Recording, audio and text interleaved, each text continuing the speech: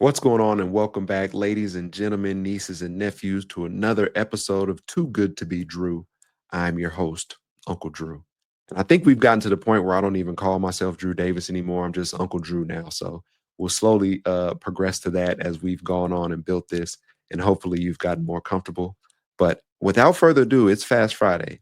And those that know about Fast Friday, you come in here, you get fed quickly for your Friday, and you're out the door or you're at your job and you're making the most of your Friday.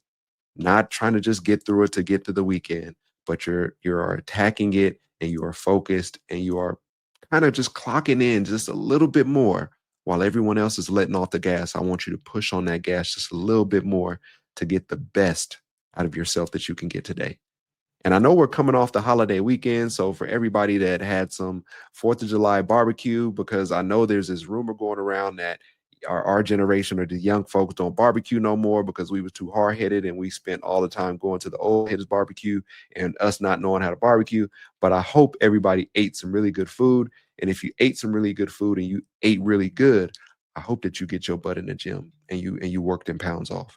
Because them pounds ain't gonna work themselves off. And I don't want to hear about how you was preparing for hot boy summer or hot girl summer. City boys was up by 10. I want you to go to the gym, stay on your routine and your regimen of what you've been doing, and keep that level of accountability. And so Fridays are usually spent just for me to give you a quick message. And I have this quote I want to go over. And usually I pull from my quote cup on a Monday to give you guys some motivation as we get the week started. But there's this quote that I really, really love that I saw it in a movie a long time ago. And since then, it really, really just strikes a chord with me. And I want to share it with you guys today. For what it's worth, it's never too late, or in my case, too early to be whoever you want. You can change or stay the same. There are no rules to this thing. You can make the best of it. I hope you make the best of it. And I hope you see things that startle you. I hope you feel things that you never felt before. I hope you meet people with a different point of view. I hope you live a life that you are proud of. And if you find out that you're not, I hope you have the strength to start all over again. That quote is from Benjamin Button. The movie Benjamin Button came out, wow, it's more than 10, 15 years ago now. Has an awesome cast: Brad Pitt, Kate Blanchett, Tahari P. Henson, Mahershala Ali. I'm pretty sure I'm missing a couple somewhere slithered off in there. But it is a great movie. And it is actually the first movie that I can remember shedding a tear in. And I wasn't crying. Like the theater, it had some dust, and like some dust got into my eye, and it was an old theater, and they didn't do a good job cleaning it up. So I was fighting like between that and my allergies for the whole showing. And like by the end of it, like, I just was fed up and I was just crying out of both eyes because of the dust. It wasn't because of the movie. I just want to be clear about that. It wasn't because of the movie. It was the dust.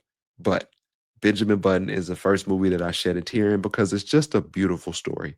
It's an adaptation from a short story written by F. Scott Fitzgerald, and it is about pretty much a man who pretty much grows backwards. He was born old, and as he ages, he actually gets younger. Starts off with wrinkled skin, starts off bald or with a little bit of hair, and as he progresses, the wrinkles go away. He grows hair. It goes from gray to, I want to say, brunette or whatever it was for Brad Pitt, blonde. And as he goes through his life, he's growing backwards, so he experiences things different in relationships. And when he was young, he pretty much got abandoned and dropped off on someone's porch, who was Tahari P. Henson. And she ran an old folks home, and they brought him in, and he was pretty much, they told him he didn't have much time. The doctor said he didn't have much time to live, but they held on to him, and he pretty much starts aging backwards. So he's growing up within an old folks home. And with him growing up in this old folks home, he pretty much sees life in reverse. He's growing up with these old people. He's spending time with them. He's making a relationship with them. They're passing away because they're at the end of their life while he's at the beginning. But it gives him an awesome outlook because he gets to gain all this knowledge from all these people who have lived on earth for a long time. And if you know, like I do, older people, they have so much wisdom packed away from their experience in life. And so when they talk to you about, how to have a healthy marriage, how to live a long life, what are one regret that they have, or what advice would they give your younger self, they usually give you some very, very good advice, some very, very good advice. With there being so many people that he's crossed paths with through this story. He has an awesome story. And he's just gained knowledge and experience, and he's seen a lot of death, and he's seen love, he's seen heartbreak. And just throughout this whole movie, it's just a really, really good story. So sorry, I didn't mean to go on a tangent, but if you haven't seen it, you need to see it. And with this quote, he wrote a letter to his daughter. And there he left when she was young because he was growing in reverse. So he pretty much told his wife at the time that he didn't want her to have to raise two babies or take care of two babies. And so he's writing her letters, and this is something that she found and she read when her mother was in the hospital.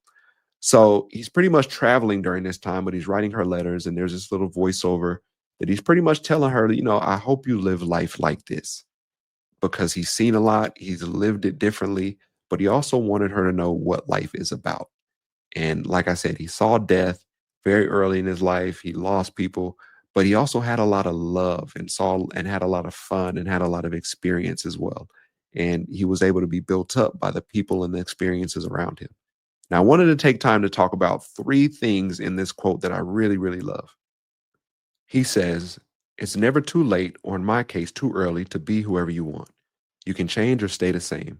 There are no rules to this thing." And I think that's one of the biggest and best things. Like we go through this thing in life, and we start on a path of who we want to be. And there's a certain time where we might get so far along that path that we don't think we can become something or someone else, so we just settle into it.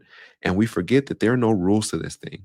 You could be going to college to be a doctor and all of a sudden find out you're very good at writing or have a passion for writing. And because you sunk so much money into being a doctor, you're like, well, I gotta stay going this way because this is what I've invested in. But there are no rules to this thing we call life. There are a lot of people that have gotten far along in their life. They finally figured out something, and they turned and they pivoted and they started on something new. And so remember, as you go through life, there are no rules to this thing. You're playing by your own rules. And those are some of the best rules to play within and by. He goes on to say, "You can make the best of it or the worst of it. I hope you make the best of it. And I hope you see things that startle you. I hope you feel things that you never felt before." Ooh. So when he talks about startle, he's not talking about Jason and Freddy, Friday the 13th, haunted houses, things like that. I think he's talking about things that startle you in a good way. And I mean a good way by things that maybe you thought you wouldn't be interested in, but you kind of are. As humans, we go through life where we see things that are out of the ordinary or out of the normal, and it frightens us because we're like, nah, like that's not how you're supposed to do it. But in actuality, it's shown in studies that we have the most growth when we do things that make us uncomfortable, things that startle us. And so the things that startle you are probably unlocking something new inside of you that are going to allow you to be more effective in some other areas of your life, or lead you to a totally new area of your life that you didn't know things that you were capable of. And so he wants her to see things that startle her because he wants her to find out, what is her life worth? What is her life about? What way is she working towards? And I think that's one of the best lines in this quote, because it speaks of life is a beautiful thing, but there are also some scary things built within it. But it doesn't mean that we should shelter ourselves and run from these things. We should be able to face them head on and look them right in the eyes. Finally, he goes on to say, "I hope you live a life that you are proud of. And if you find that you are not, I hope you have the strength to start over again." How many people are walking around in the world today where they are afraid of what life is, or they are afraid to start over because they've gone and went through this lengthy thing that they've done, or they're unhappy with their life or their circumstance. But rather than change it and get out there and do something about it, all they do is bitch, moan, complain, and gripe. Pardon my language. And those people spend more time doing that than actually trying to change their situation. So what he's saying here in the end is, yo, if you feel like you're living a life that's not worth living or you're not happy with, I hope you have the courage and the confidence to pivot and do something else. I hope you have the self-awareness and the savviness to be able to do that. He's not telling her what he wants her to do or what she needs to do. He's pretty much talking to her about her life and how she sees fit to operate it. And I think that's one of the best lines for me, because during the pandemic, there were so many people that really realized, like, yo, I'm going to this job that doesn't care anything about me. I'm going to this job that I've been working at 5 or 10 years, and I'm not even happy showing up to work every day. And so there's a lot of people that made that pivot during COVID that are a lot happier, whether they went from going into a job to working from home, whether they switch careers, whether they switch industries. But I have a lot of stories of people like that that I work with who during COVID that they found out that they weren't happy with their circumstance or their life. And not only did they change it, they improved it by changing it. And so, as this Friday message hits you, I hope that you guys gain something from it. I hope you guys will watch the movie Benjamin Button. Not sure what streaming channel or network it's on, but I'm not sure. I'm positive you'll enjoy it because it's a well crafted movie. But this is This Fast Friday. I'm Uncle Drew, and you've tuned into another episode of Too Good to Be Drew. I'll catch you guys soon. Have a great and safe weekend. Travel safely, and I'll see you guys on Monday. Stay healthy.